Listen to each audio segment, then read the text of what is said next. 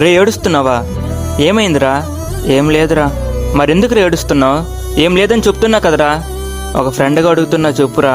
మా నాన్నరా, ఎప్పుడు మాకు ఒక బ్యాక్ బోన్గా ఉండే మా నాన్న ఈరోజు తనకు తానే ఒక ఫెయిల్యూర్గా అనుకుంటున్నాడు రా. నాకు మా తమ్ముడికి ఒక తండ్రిగా ధైర్యం ఇవ్వాల్సిన మా నాన్నే తనను తాను ఒక ఫెయిల్యూర్గా అనుకుంటే ఒక కొడుకుగా మేమేం సాధిస్తాం రా.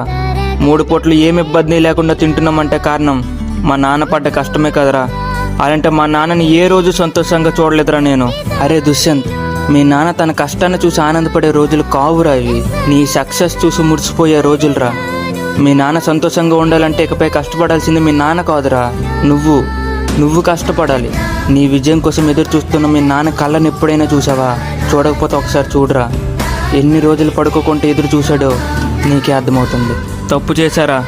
నడకలు నేర్పించే నాన్నకి నానా విధాలుగా నోటికి వచ్చినవన్నీ అనేసా. ఇప్పుడు క్షమించమని అడగటానికి కూడా నోటి నుంచి మాట